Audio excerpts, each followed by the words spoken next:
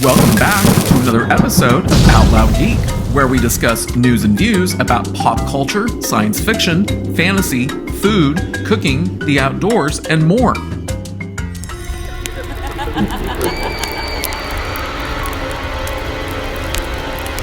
LucasFilm has been in the news a lot since New Year's Day when documentarian feminist activist Sharmeen Obaid-Chinoy was on CNN talking about how she is going to be the first woman director of a Star Wars movie. But before we continue, I'd like to ask everyone to please like this video, please press the red subscribe button to support this channel, and please press the bell to receive notifications. Thanks. Continuing, video clips of comments that Sharmeen Obaid-Chinoy has been making for years began to surface, in which she has repeatedly said, "And every single piece of work that I've ever created has a piece of activism in it." As well as comments that she made over 8 years ago talking about how I like to make men uncomfortable. I enjoy making men uncomfortable. And for the next several days that followed, Disney and Lucasfilm were clearly in a panic over all of the negative publicity that Sharmeen Obaid-Chinoy's own comments were generating. The best part is that no one even attempted to deny the truthfulness of what she had said, but the trades and shill media sites were bent on trying to do anything to defend her, Disney, Lucasfilm, and Kathleen Kennedy, who is the person who hired her. I had released a video a few days ago about Sharmeen Obaid-Chinoy and her new Rey Star Wars movie, and I also started a YouTube community poll that anyone who is subscribed to my channel can participate in, where you can vote on how well you believe the Obaid-Chinoy Rey movie may perform in theaters when it is released. You can find a link to that poll in this video's description below.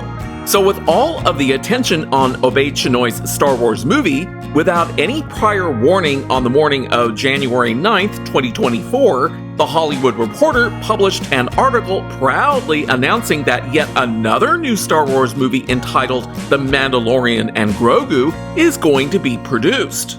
And it's going to be directed by Jon Favreau, who is the creator of the Mandalorian series, which ushered in Disney's streaming service Disney Plus in 2019. And suddenly, as soon as this article was published, practically all of the negative and controversial talk in the press about Sharmeen Obaid-Chinoy vanished. So let's take a look at this article from The Hollywood Reporter.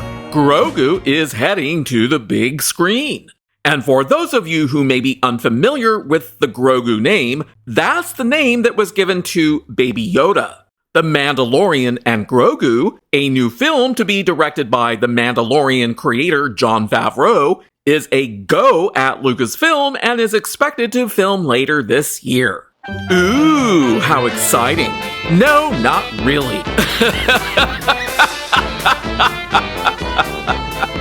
Favreau, Lucasfilm head Kathleen Kennedy, and Lucasfilm Chief Creative Officer Dave Filoni will produce the feature, which the studio said will be the first Star Wars movie to go into production since Jar Jar Abrams' 2019 dumpster fire of a movie, Star Wars 9: The Rise of Palpatine.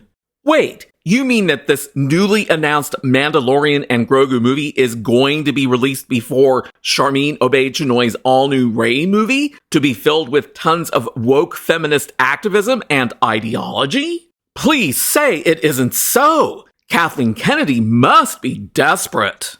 There had been some speculation that a film starring Daisy Ridley would be the first out of the gate, but it appears that the Obaid-Chinoy project will take longer to hit hyperspace. Oh no, how horrible!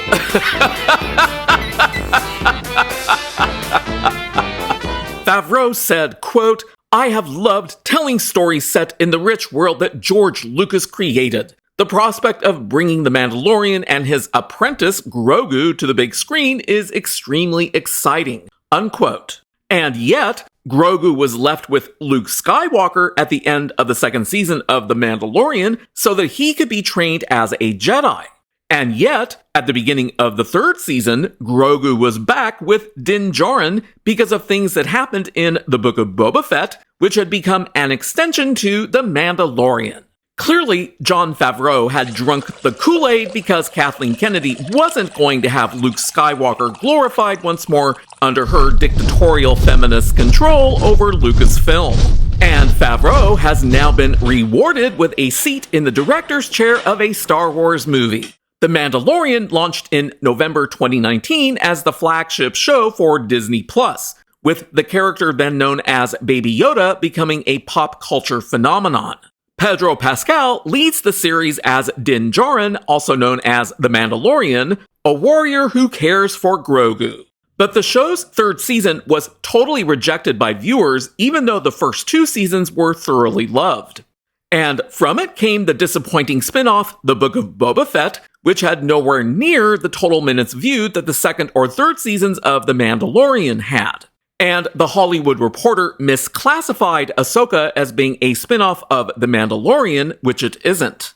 It's a live-action continuation of Dave Filoni's two earlier animated series, Star Wars: The Clone Wars and Star Wars Rebels. But while it had not been clear whether there was going to be a second season of Ahsoka, apparently there is going to be one now, in spite of the show having the least total minutes viewed of all Star Wars shows that have streamed on Disney+. Lucasfilm did not specify a release date for the Mandalorian and Grogu movie, though there is an untitled Star Wars movie set to be released on December 19th, 2025. So it does definitely sound like this suddenly announced movie will precede the Rey movie being directed by documentarian feminist activist Sharmeen Obaid-Chinoy. The development potentially marks a turning of the page for Lucasfilm, which has struggled to articulate a vision for what Star Wars should be on the big screen, developing multiple properties that never make it over the finish line. Struggled? It's amazing how The Hollywood Reporter blatantly ignores the fact that the person responsible for the current state of Star Wars and Lucasfilm lays squarely at the feet of its president, Kathleen Kennedy. She has completely destroyed the Star Wars franchise, which is why I released a video last year in which I declared Star Wars is indeed dead. But last year at Star Wars Celebration in London, the Disney-owned studio revealed plans for 3 projects that seemed to be moving along, including Ridley's. And those announcements came straight from the mouth of Kathleen Kennedy, who was there. So again, The Hollywood Reporter is trying to protect Kathleen Kennedy by not including her name.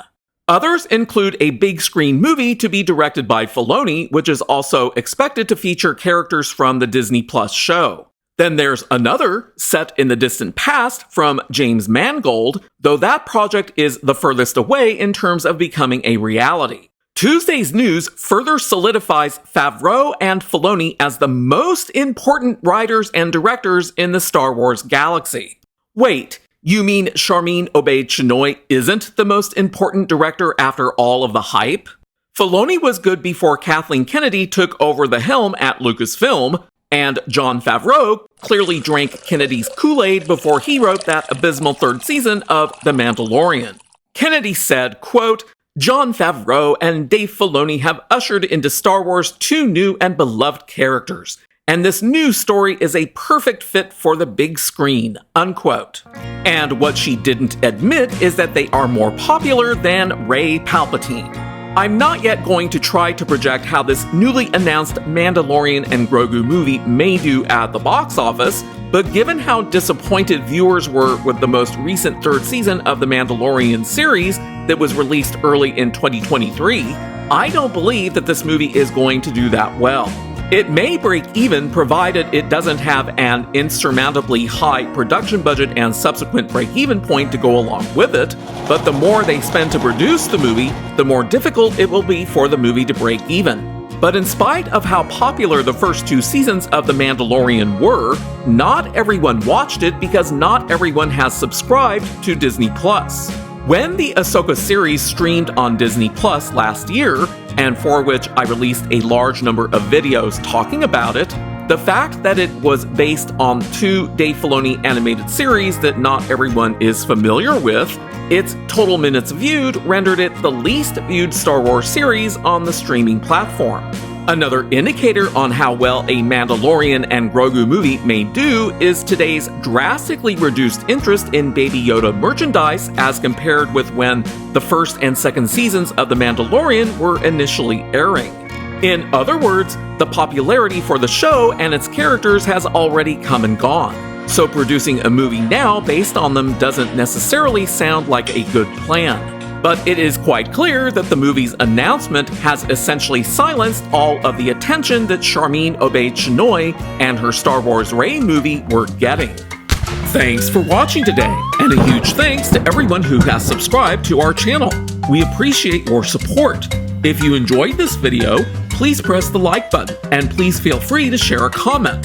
If you'd like to help support this channel, please press the red subscribe button, and please press the bell to receive notifications for new content. You can also find us on Facebook, Instagram, Threads, and Twitter by clicking on the links in the description. Until next time, this is Out Loud Geek.